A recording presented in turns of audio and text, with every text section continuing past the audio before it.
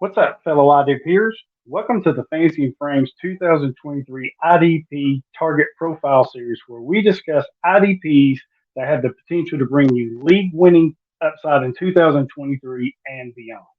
I'm Hollywood Titan. You can find me at Hollywood Titan on Twitter, as well as check out some of my other IDP content over at IDP Nation, Daily IDP Grind, and here on Shoot the Gap Podcast.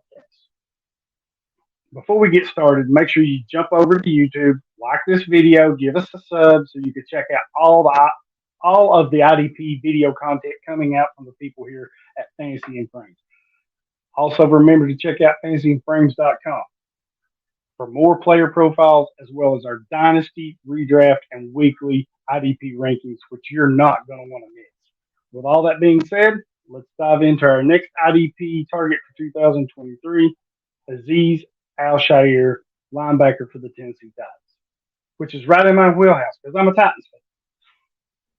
He's age 25, 6'2", 228, comes to the Titans from the San Francisco 49ers on a one-year, $5 million deal with 4.25 guaranteed. It's a prove-it deal, which I think works out best for both him and the Titans.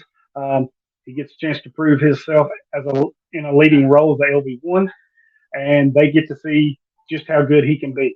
When he entered free agency, he couldn't have dreamed of a better situation or a perfect landing spot than he got with the Tennessee Titans. They had to make some cap room, right? So they're up against the cap. They had to cut a few people, let some people go. And in that process, they let three of their best inside linebackers go.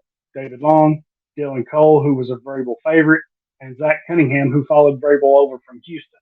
So they had to let all three of those go. And with no depth behind them, the Titans are going to rely on Al Shaair to carry the load for them defensively. Let's talk about his current team situation. Our lads, as of 6/29, they had Al Shaair listed as the starting right inside linebacker with no real depth behind him, right? So he's going to line up next to Monty Rice, who's going to be on the left. And those two are going to be very important to the success of this defense. The loss of David Long and Cole and Cunningham put a real emphasis on this position of need, and I thought they would address it aggressively, but not so much. Long leaves with 86 tackles. Cole leaves with 64. That's 150 tackles that they have to replace. Big opportunity for Al Shaair, right? Not saying he's going to get you 150 tackles, but he should easily, in that role, should be able to get you 100-plus tackles. As I mentioned, they didn't draft anybody, and they didn't bring anybody in at free agents. So that should all but lock Shaair in, right, as the starter. They play a 3-4 front with some variations of that, but even in their variations, it's all about that defensive line, right? With your pass rushers and your big boys in Autry and Simmons up front, they're going to funnel everything to those two inside linebackers. And again, that's another big positive for Azeez, right? Some reasons why I like him here. In 2021, in San Francisco, when they lost Dre Greenlaw, Al Shaair stepped in, right? Starting role, 13 games, 102 tackles, 58 solos, 56.8 solo rate, which I'd like to see a little higher, but I'm okay with it. 9 TFLs, 2 sacks, a pick, 5 PBUs.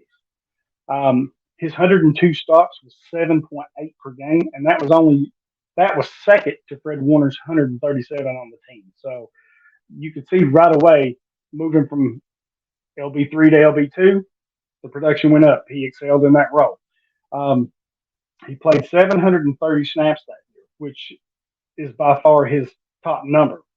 He should easily pass that in Tennessee. Depending on what they can get done with that offense, they have to fix the quarterback receivers group, and Henry can only take them so far, right? So if they can't get that fixed, that defense is going to be on the field a lot more, and that's going to be a lot of opportunities for Shaair to make plays. Now, 2022, his numbers dropped a little bit, right?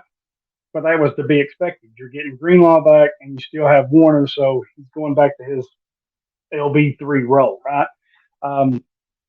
So that was, like I said, to be expected. No worries. Some reason for concerns, though, This is going to be his first time as an LB1, as that lead linebacker. He's not going to have Warner and Greenlaw to rely on anymore. The Titans are going to be relying on him. But with his new role as the starting LB1, and he handled the incoming workload, right? I just mentioned that 730 snaps was the most he had ever had in a season. In this role, he's going to be 900 to 1,000, I think, because that offense has got to do something in the passing game. They can't just run Henry into the ground and expect that to work. He has to have some help. So if they can't get that fixed, that defense is going to be on the field a lot, which is more opportunities for Azeez to make plays. With that, he has to keep his missed tackle rate down. He's had some alternating seasons where it's high, low, but some of his better or lower missed tackle rates have come when he's had a higher volume. So if he can keep that trend together, then I really like it for him.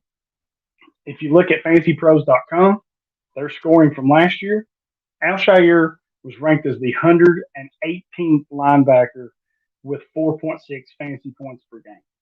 But if you go back to 2021, he was 28th, which is LB2, low end LB2, but still, that's where he was at with 13.5 points per game. So that's a full 9-point difference in the two seasons, but he went from LB2 back down to his normal LB3 role. So now you're asking him to play LB1. I think the sky's kind of the limit for him here. Over the past two seasons, he has played 45 snaps or more in a game, 13 of the 22 games, and produced 107 tackles, which is 8.2 tackles per game. If you're telling me I can get a starting linebacker that's going to give me 8 tackles per game at the cost that he's going to cost you, I'll take it every day. You could probably pick him up on waivers. If you can't get him on waivers, I'll almost guarantee that you can get him as a throw-in or an add-in in trades. It's not going to cost you that much.